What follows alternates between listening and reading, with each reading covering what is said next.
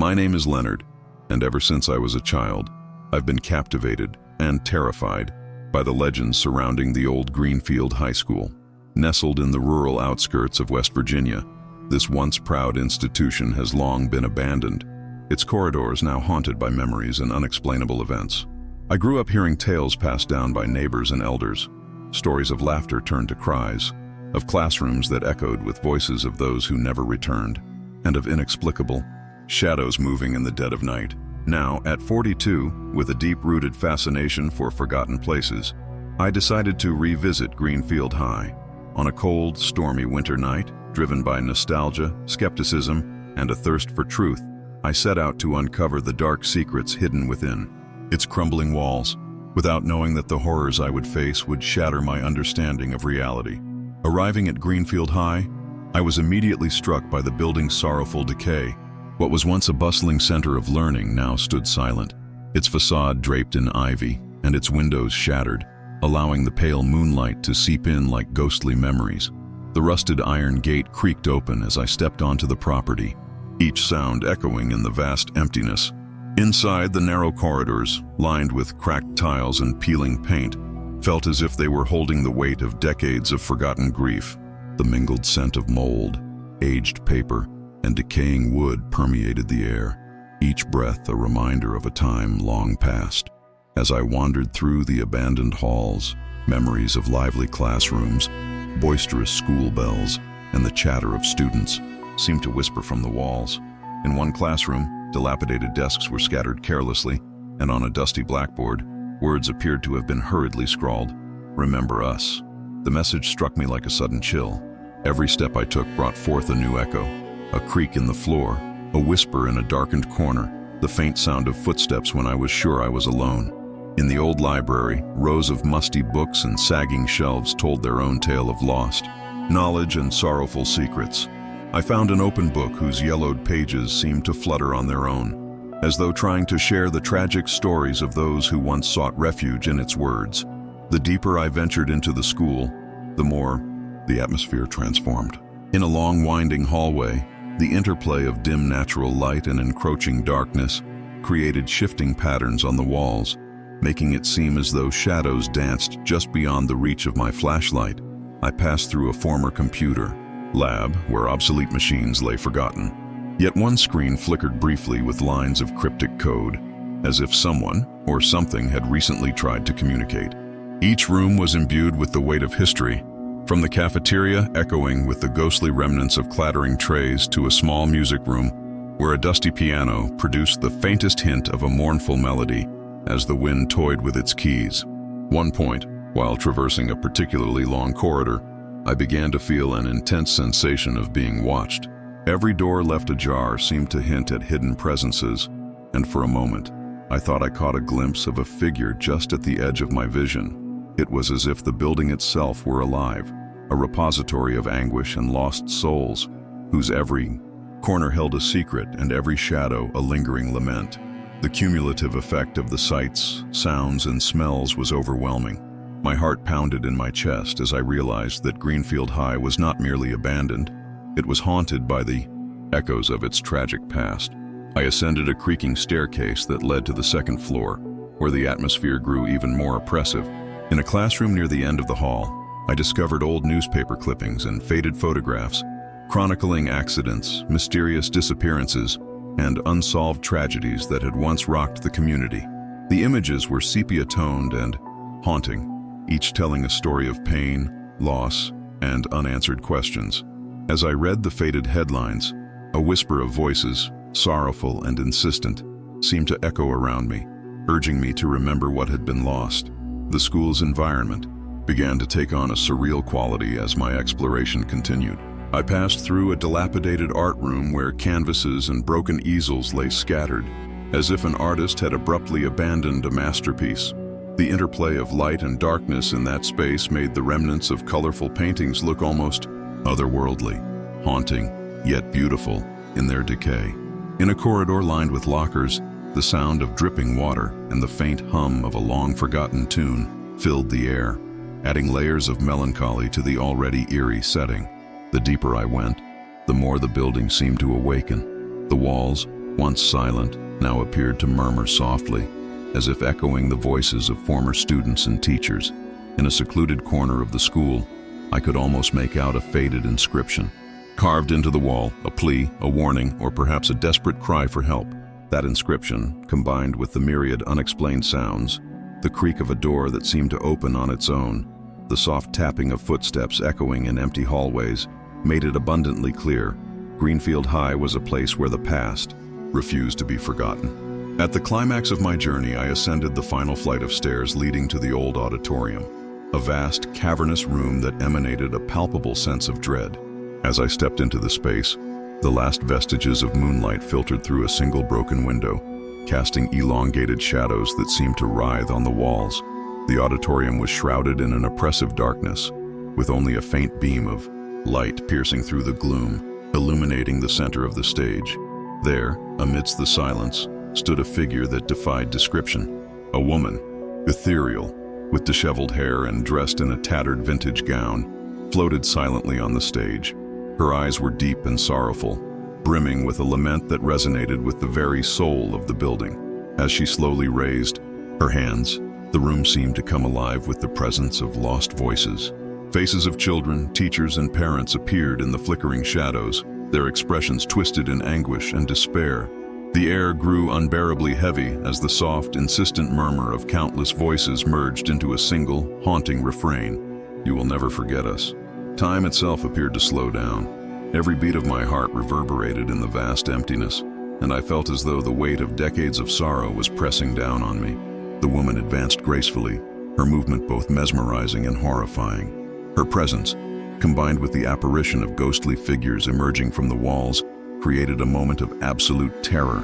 I felt an overwhelming pull, a desperate urge to flee that was countered by an inexplicable compulsion to bear witness to the tragic history that unfolded before me. In that surreal instant, I realized that the school was not just a building, but a living monument to lost dreams and untold tragedies, where the past and present converged in a perpetual cycle of mourning. The intensity of the moment escalated to such a degree that I could feel my legs weakening, as if the very essence of the school were trying to claim me. The whispers grew louder, each syllable a reminder of the agony and abandonment that had seared the souls of those who once walked these halls. It was as though the building itself was alive, determined to imprint its sorrow upon anyone who dared to disturb its rest. With every passing second, the boundaries between reality and the spectral realm dissolved further, leaving me suspended in a liminal space where fear and memory intertwined inexorably. After what seemed like an eternity in that accursed auditorium, I managed to gather enough strength to retreat. Leaving the stage, and with it, the collective grief of countless lost souls, I slowly descended the creaking stairs of Greenfield High. Although the oppressive energy receded as I stepped back into the corridor, the echoes of that night clung to me like a second skin. The building had returned to its eerie silence, yet I knew that its secrets, its cries, and its memories would forever haunt my mind. Outside, a soft rain began to fall, mingling with the lingering mist that enveloped the abandoned school. Even in its desolation, Greenfield High pulsed with a mysterious energy, a reminder that the tragedies and sorpresas ali gravadas jamais seriam completamente esquecidas. As deixei aquele lugar, senti que não era apenas edifício abandonado, mas santuário de dor e lembranças, onde os ecos do passado sussurravam continuamente, clamando por serem ouvidos. Hoje, ao relembrar aquela noite, percebo que os sussurros e ecos da escola São Benedito permanecem vivos, invadindo meus sonhos e os momentos mais silenciosos do meu dia. Cada vez que passo por uma estrada deserta ou ouço o som distante de passos, sinto que os fantasmas do passado se recusam a descansar.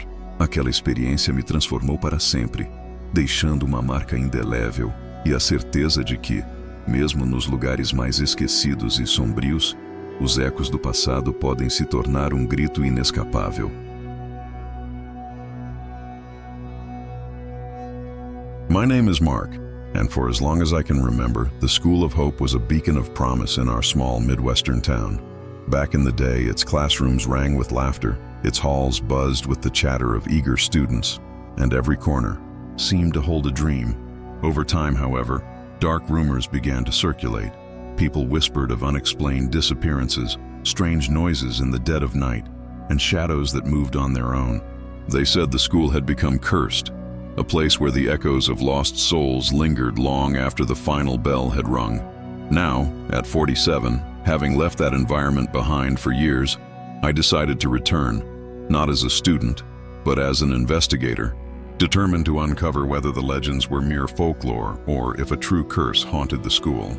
On a rainy winter night, with wind howling and the sky hidden behind thick clouds, I set out for the abandoned School of Hope, fully aware that what I might find could forever alter my understanding of reality. When I arrived at the School of Hope, the sight struck me like a cold gust of wind. The grand building, once a symbol of community and ambition, now lay in ruins. Ivy and wild vines clung desperately to crumbling brick, and broken windows offered a glimpse of the ghostly light of a waning moon. The iron gate, once sturdy and imposing, now creaked mournfully as I pushed it open, as if warning me that some secrets should never be disturbed. Stepping into the deserted courtyard, I was met by a silence so complete it nearly swallowed my thoughts. The pavement was littered with debris and puddles from the relentless rain, each droplet echoing like a tear for the lost years. I couldn't help but recall the golden days when children's laughter filled these grounds and teachers' voices mingled with the clatter of classroom activities. Now every stone, every shattered piece of glass, seemed to murmur sorrowful memories of a time that had long since faded. As I ventured further, the corridors of the school revealed their own haunting stories. Narrow hallways lined with cracked tiles and peeling paint seemed to stretch into an endless abyss. In one of the forgotten classrooms, the desks lay in disarray, and the old blackboard bore a message that made my blood run cold. Never forget us. The letters, worn by time, pulsed with a shadowy energy, as though they were a desperate plea from souls trapped in that decaying space. A chill ran down my spine, and with every step, I felt as if unseen eyes were following me, silently urging me to turn back. I wandered through the library next, a vast room where rows upon rows of dusty, forgotten books stood like silent witnesses to decades of secrets. The air smelled of old paper and memories, and as I pulled a tattered volume from a shelf, I could almost hear the soft rustle of its pages, whispering long-forgotten confessions. Each book seemed to contain a piece of the puzzle, hints of tragedies and unresolved sorrows from students who had once roamed these halls. It was as if the library itself was a repository of lost voices, crying out for someone to remember them. In a long, winding corridor, I discovered scattered newspaper clippings and faded photographs, relics of a past filled with tragedy. The images, sepia-toned and haunting, told stories of accidents, mysterious vanishings, and heart-wrenching events that once rocked our community. I stood there, absorbing every detail, as if the very walls were trying to impart their silent anguish. The more I read, the more the echoes of the past seemed to surround me. The soft murmur of voices, the gentle sound of footsteps not my own, and even the distant chime of an old bell that once signaled the start of a school day. The deeper I delved into the school's recesses, the more surreal the experience became. In one forgotten classroom, the remnants of a once vibrant art class lay scattered, half-finished canvases, broken easels, and paint-splattered floors that, under the flickering light of my torch, appeared almost otherworldly. It was as if the creative energy of past generations still lingered, mingling with the palpable despair of the present. In a narrow hallway lined with rusted lockers, the soft drip of water and the faint strains of a melancholic tune seemed to weave together, creating an atmosphere thick with longing and regret. I climbed a creaking staircase that led to the second floor, where darkness clung to every corner like a shroud. In a long classroom at the end of a dim corridor, I found old clippings and photographs that chronicled unsolved mysteries, reports of students who had vanished without a trace, teachers who had disappeared, and inexplicable accidents that left the community in mourning. The headlines, written in faded ink, were interspersed with images of solemn faces that seemed to follow my every move. As I studied these relics, I began to feel the weight of the school's tragic history pressing in on me. The murmurs grew louder, and at times I could swear that the very air around me vibrated with the voices of those lost to time. Then, in one of the least expected places, a small, dust-laden computer lab, I witnessed something that defied all logic. Among the obsolete machines, One screen flickered to life for a moment, displaying a chilling message in red text. "Hope is dead here."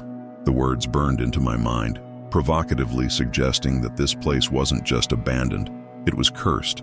The juxtaposition of outdated technology and the palpable aura of despair created a surreal, almost dystopian atmosphere, where the past and the present coexisted in a tapestry of sorrow. As the hours passed, every new corner of the school revealed more evidence that the building was far more than a mere relic of education gone by. It was a living archive of pain and memory. The walls whispered secrets in the silence, and the soft echoes of footsteps, laughter, and even crying seemed to emanate from the very structure itself. I felt an overwhelming presence, as if the ghosts of former students and teachers were not only watching, but were desperate to be remembered.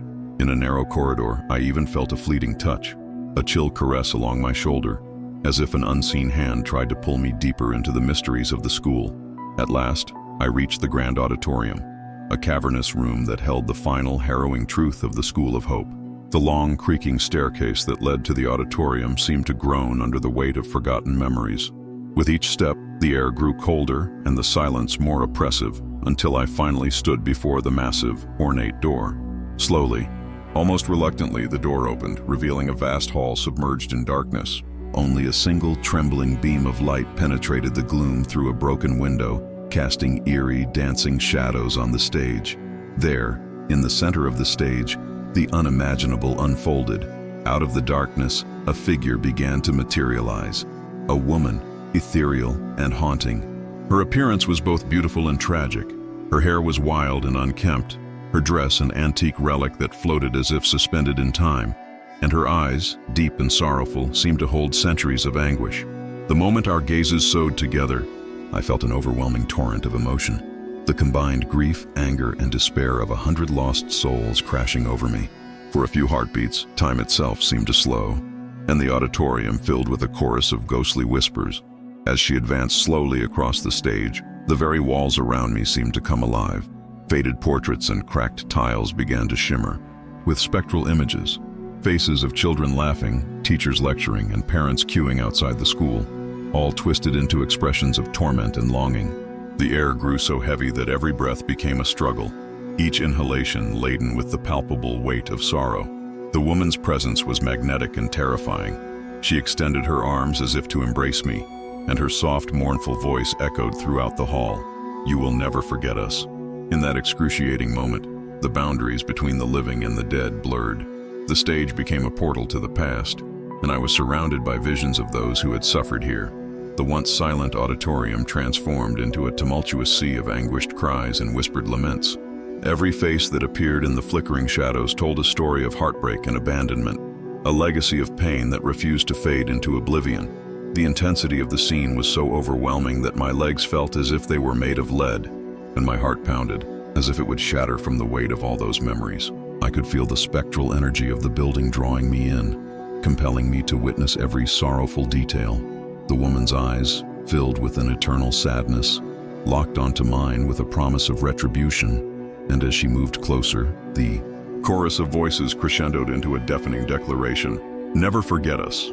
For what seemed like an eternity, I was trapped in that surreal moment. The atmosphere was charged with a force so potent that it threatened to pull me into the void of despair. Every second stretched into an eternity of terror and heartache, as the very essence of the school, its pain, seus segredos, e os gritos silenciados do passado pareciam querer me engolir. In that final, unbearable moment, I realized that the curse of the School of Hope was not merely a legend. It was a living nightmare, a force that consumed and preserved the anguish of generations. Eventually, with every ounce of my remaining strength, I tore myself away from the spectral scene and stumbled down the creaking stairs of the auditorium. The oppressive energy began to ebb as I emerged back into the dim, rain-soaked corridors of the school, but the memory of that harrowing encounter remained etched in my soul. Outside, a gentle rain mingled with a lingering mist, cloaking the abandoned building in a shroud of melancholy. Though the school stood silent and desolate, every broken window and crumbling wall seemed to murmur that its tragic secrets would never be forgotten. I left the School of Hope with the profound realization that it was far more than just an abandoned building. It was a sanctuary of lost memories, a place where the voices of the past continued to echo. a testament to the enduring pain and sorrow of those who had once walked its halls. Even now, when I drive down quiet country roads or hear the faint sound of footsteps in the darkness, I feel as if the ghosts of that school still linger, their whispers a constant reminder that some tragedies refuse to fade. That night transformed me forever, leaving an indelible mark on my soul, and the unshakable belief that even in the most forgotten and desolate places, the echoes of the past can become a relentless cry that resonates through time. My name is Anna, and I've spent most of my school years at St. Vincent High, a place steeped in tradition and whispered secrets. Ever since I was a student, rumors had swirled about the ghost of the former principal, Mr. Augustus. Known for his strict discipline and stern demeanor, it was said that even after his sudden and mysterious death, his spirit roamed the empty hallways, watching over the school with an unyielding, spectral gaze. Some students claimed to catch a glimpse of his reflection in the mirrors, while others swore they heard his measured footsteps echoing late at night. Today, I share with you the experience that forever altered my understanding of fear and the supernatural. It all began on a gloomy autumn morning when a crisp wind rattled the old windows of St. Vincent High. As I entered the building for yet another day of classes, I felt an inexplicable chill, a silent warning that something was amiss. The corridors, once filled with the laughter and chatter of students, now carried a weight of desolation. The clock in my classroom had inexplicably frozen at 7:30, the exact time Mr. Augustus was rumored to patrol the halls. Throughout the day, strange sounds punctuated the silence, measured footsteps echoing in empty corridors, and soft, authoritative whispers that seemed to call out names. At lunch, a group of friends huddled together and recounted eerie tales of the principal's ghost. They spoke of how Mr. Augustus would appear in the stairwells, his imposing figure silently enforcing discipline. Some even claimed to have seen his shadow drifting near the library, while others recalled a moment when the cafeteria lights flickered and his stern voice reverberated in the background. Although I tried to dismiss these stories as mere legend, I couldn't shake the feeling that the school itself was harboring an unseen presence. As the day wore on, unsettling details began to accumulate. During a history lesson, an old sepia-toned photograph of Mr. Augustus, taken during his tenure, was inexplicably projected onto the classroom wall. A hush fell over the room. Even the teacher appeared momentarily unnerved. Later, in the dim light of the empty hallway, I distinctly felt a cold hand brush against my shoulder, as if someone were urging me to pay attention to what lay hidden in the darkness. After classes, driven by a mix of curiosity and a desire to confront my fears, I ventured into the deserted corridors. I wandered past rooms where broken desks and peeling chalkboards whispered remnants of the past. In one classroom, the blackboard bore a hastily scrawled message, "Remember us," a plea that sent a shiver racing down my spine. As I pressed on, I discovered faded newspaper clippings and photographs that chronicled long-forgotten tragedies, mysterious accidents, sudden disappearances, and incidents of inexplicable discipline that had once rocked the school community. Every relic seemed imbued with sorrow, each image a silent testimony to a history of pain and loss. The deeper I ventured, the more the building seemed to come alive. In the library, rows of dusty books and sagging shelves whispered secrets of a bygone era. I pulled a tattered volume from a shelf and, for a brief moment, imagined I could hear the hushed voices of former students sharing their sorrows. In an old computer lab, relics of technology long outdated, one monitor blinked to life, displaying, for a few seconds, a chilling message in red, "We still obey." That stark phrase confirmed what my growing dread had already told me. The principal's spirit, with his unyielding sense of order, continued to enforce his legacy even beyond death. Every new sound, the creak of a door opening on its own, the distant echo of a school bell, or the soft patter of footsteps not my own, reinforced the conviction that I was not alone.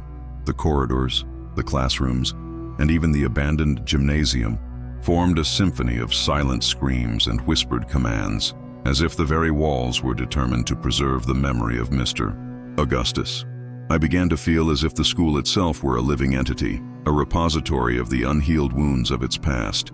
In one narrow passage, I even sensed a barely perceptible touch, as if unseen hands were guiding me deeper into the darkness of its secrets.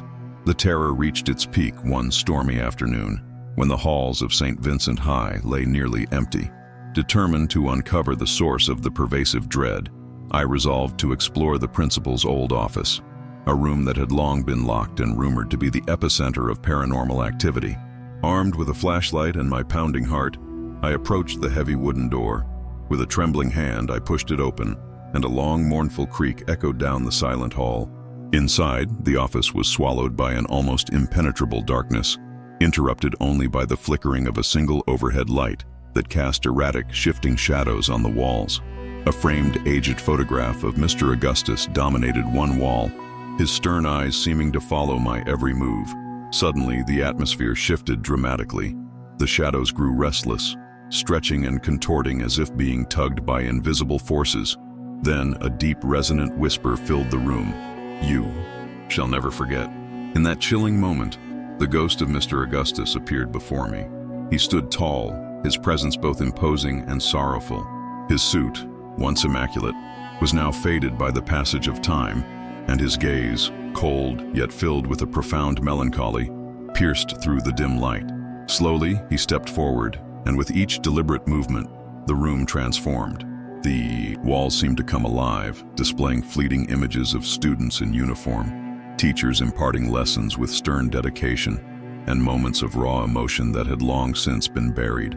The air became so heavy that every breath felt like a struggle, as if I were inhaling the very essence of decades of pain and regret. As he moved closer, I could hear his voice, a low, commanding tone that resonated like a long-forgotten order, murmuring, "Discipline must be upheld." The words reverberated through the room, mixing with the sounds of distant, echoing footsteps and soft, pleading murmurs from the unseen. It was as if every soul that had ever grieved in this place had been summoned to witness this moment. My body trembled uncontrollably, and for a moment I felt as if the boundaries between the living and the dead were dissolving entirely. The principal's spectral form, now more vivid and overwhelming than ever, reached out with a hand that seemed to radiate a cold, unyielding authority. In that final, excruciating moment, as his eyes locked onto mine with an intensity that threatened to shatter my very being, he pronounced in a voice that echoed with the weight of 100 lost souls, "Never forget us." Time seemed to stretch into infinity as I stood there, trapped in the clutches of a past that refused to let go. The room filled with a cacophony of whispers and mournful cries, and I felt the oppressive power of the curse, of a legacy so indelible that it claimed anyone who dared to disturb its eternal vigil. I was utterly powerless, suspended between terror and sorrow, as the ghost of Mr. Augustus and the haunted echoes of St. Vincent High merged into one overwhelming force of despair. Eventually, with every ounce of willpower I possessed, I forced myself to break away from that nightmarish scene. Shaken to my core, I retreated from the principal's office and slowly made my way back through the labyrinthine corridors of the school. Outside, the storm had subsided, and a subdued, melancholic rain began to fall, blending with the lingering mist that shrouded the building in a somber veil. Although St. Vincent High appeared abandoned and silent, I knew that its walls still held the anguished voices of the past. I left the school with the unshakable conviction that it was far more than an old building. It was a mausoleum of memories and unhealed wounds, a place where the ghost of Mr. Augustus continued to enforce a discipline that transcended time. Even now, as I drive along empty highways or hear the distant sound of footsteps, I can't help but feel that his spectral presence lingers, a haunting reminder that some legacies refuse to fade. That encounter forever changed me, leaving an indelible mark on my soul and a lingering terror that no amount of time can erase. The ghost of the principal is not merely a legend, it is a living curse, a solemn reminder that the past, no matter how deeply buried, will always find a way to resurface. Thank you very much for watching today's video. Don't forget to like and subscribe to the channel to stay informed when the next video comes out. And tell me, what did you think of today's stories? See you in the next video.